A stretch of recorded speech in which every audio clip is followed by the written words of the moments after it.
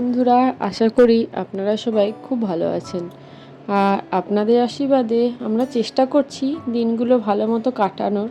কিন্তু এক এক দিন এক একটা এমন পরিস্থিতি আসছে যে চাইলেও আমরা ঠিক ভালো থাকতে পারছি না।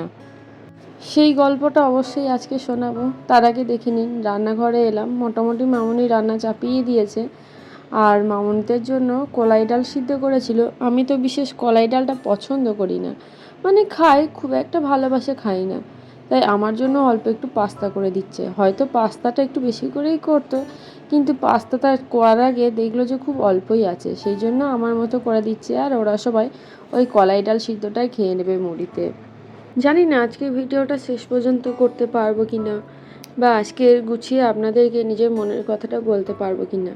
আসলে মনটা খুব একটা ভালো নেই, কদিন ধরে মন মেজাজ কোনোটাই ঠিকঠাক যাচ্ছে না। যাই হোক, কথা বলতে বলতে দেখুন চলে এলাম দুপুরে রান্না নিয়ে। আজকের মাছের ঝোল করেছিল, এই দেখুন পোনা মাছ এনেছিল, পোনা মাছ। আর পুঁই শাকটা করেছিল। পুঁই শাকটা না ভীষণ ভালো হয়েছিল খেতে। আমি একরকম ওই পুঁই শাকটা দিয়েই ভাত খেলাম। মাছটা খেলাম বটে, খানিক পরে না খুব অস্বস্তি করছিল। তারপরে আজ আবার একটু মিষ্টি খেতে মন চাইছিল, কিন্তু ফ্রিজে না কোনো মিষ্টি ছিল না। তাই হরলিক্স বিস্কুটটাতে একটু দুধ দিয়ে নিলাম, বেশ ভালো লাগে খেতে, সাথে এই শটটাও। আসলে কি জানেন তো, ছোটোবেলায় না এরকম বিস্কুটের মধ্যে দুধ গুলে খেতাম, বেশ ভালোই লাগতো। এই দেখুন আমার মেয়েটা কি সুন্দর খেলা করছে দেখেছেন। কিন্তু বিশ্বাস করুন, কালকের রাতের রাতটা আমরা যে কিভাবে কাটিয়েছি শুধুমাত্র আমরাই জানি। এইটুকু তো ছোটো মেয়ে, ঠিকঠাক করে এখনও কথা বলতে পারে না। ওর যে কী কষ্ট হচ্ছে সেটাও ঠিক করে ও বলে বোঝাতে পারে না। তারই মধ্যে কালকে রাতেও প্রচণ্ড কষ্ট পেয়েছে। না ও বিছানার মধ্যে শুয়ে থাকতে পারছিল, না এমনকি আমার কোলের মধ্যে থাকতে পারছিল। কাল সারাটা রাত ওকে নিয়ে একরকম আমরা জেগেই বসেছিলাম।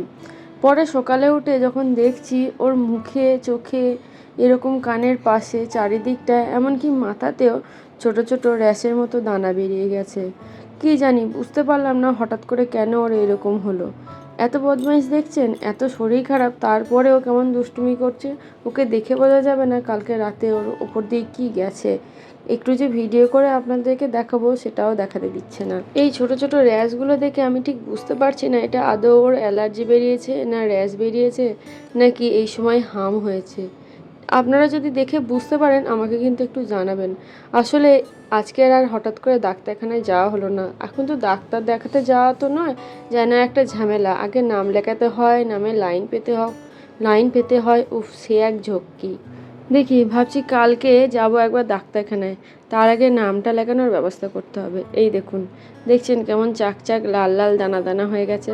আবার একবার ভাবছি কালকে ওই যে সেরেলাকটা খাইয়েছিলাম, কি জানি ওটা খেয়ে ওর আবার স্যুট করলো না বোধহয়, সেটার জন্যই আবার বেরিয়ে গেছে কিনা জানি না, কিছুই বুঝতে পারছি না। কালকের রাতে সারা বিছানাটাও চরকি পাক খাচ্ছিল, কোথাও গিয়ে শান্তি করে শুতে পারছিল না, খালি কাঁদছিল। এমনকি আমি যে কোলে নিয়েছিলাম আমার কোলেও পর্যন্ত শুতে পারছিল না। একবার ভাবুন তো, ও নিজের কষ্টটা বলতেও পারে না, বোঝাতেও পারে না, তার মধ্যেই অসম্ভব কষ্ট। আর এরকম ছোট ছোট র্যাশ বেরোলে কী যে জ্বালা পড়া যাদের হয় তারাই বোঝে। সেই জায়গায় ও তার মানে কতটা কষ্ট পাচ্ছিল। আর আমরা তো অত রাতে কিছু বুঝতেও পারছিলাম না। সত্যি কথা বলতে রাতে এই র্যাশগুলো এতটা ওপেনও হয়নি যতটা সকালে হয়েছে। সারাটা দিন মনটা ভীষণ খারাপ ছিল, শুধু এটা ভেবে যে মেয়েটা আমার কতটাই না কষ্ট পেয়েছে। ও নিজের কষ্টটা মুখে বলতে পারছিল না, আর আমরা মা বাবা হয়েও সেটাও বুঝতে পারছিলাম না। শুধু ভাবছিলাম নিশ্চয়ই কিছু একটা অসুবিধা হচ্ছে যার জন্য ও এরকম ছটফট করছে। ভেবেছিলাম হয়তো পেট কামড়াচ্ছে, তাই জন্য ওরকম করছে। এই দেখুন না, কদিন ধরে ঠিকঠাক করে এমনিতেই খাচ্ছে না, শরীরটা দুর্বল। তার উপরে জ্বর হলো, ডাক্তার দেখিয়ে নিয়ে আসলাম। জ্বরটা যাওয়া বা একটু ঠিক হলো, তারই একদিনের মাথায় আবার এরকম র্যাশ বেরিয়ে গেল। মানে মেয়েটা আমার কিছুতেই কোনো কিছুতে শান্তি পাচ্ছে না।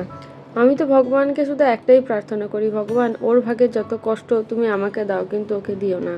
সন্ধেবেলায় মুড়ির জন্য একটু বেগনি করতে এলাম, দেখলাম আবার শুকনো লঙ্কা গুঁড়োটা নেই, তাই একটু গোলমরিচ গুঁড়ো দিয়ে দিলাম।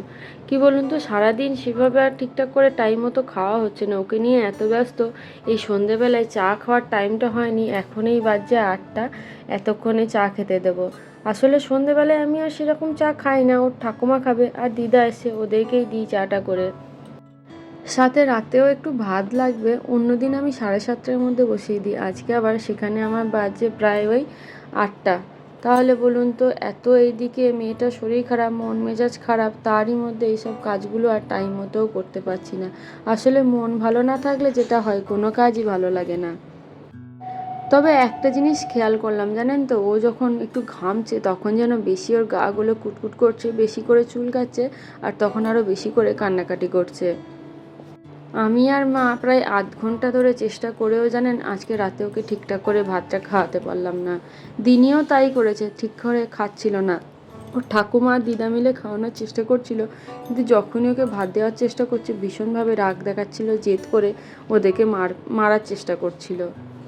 কি যে দুশ্চিন্তার মধ্যে আছি। এমনিতেই ওর ওয়েটটা ঠিকঠাক করে ওর বয়স অনুযায়ী বাড়ছে না, তারই মধ্যে থেকে থেকে এরকম করে একবার করে জ্বর, একবার করে শরীর খারাপ করে আমার মেয়েটার গোত্রাই যেন কেমন আটকে যাচ্ছে।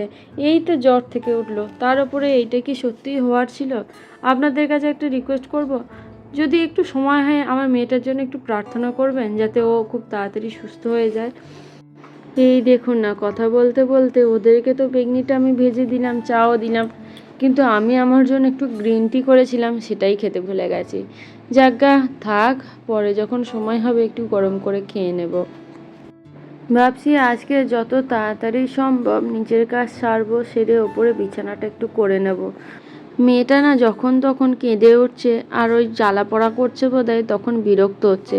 ওকে তাড়াতাড়ি যত সম্ভব এসির মধ্যে নিয়ে গিয়ে রাখবো। এই দেখুন না, আমার মেয়ের এখন নতুন খেলা হয়েছে, ওই যে বাস্কেটটা, ওই বাস্কেটটা থেকে ওর সব জিনিস একটা একটা করে বার করে ছড়ায়, তারপর আবার রাখার চেষ্টা করে। যদি গুছিয়ে দেয় তখন আবার ছড়ায়, এই রকম করে খেলা করে। আর ওর যে ফোনটা সেই যে মেলা থেকে কিনে দিয়েছিলাম, মানে ওর বাবা কিনে দিয়েছিল, সেই ফোনটা এখন একটু একটু করে নিজেই টিপে টিপে খেলা করে।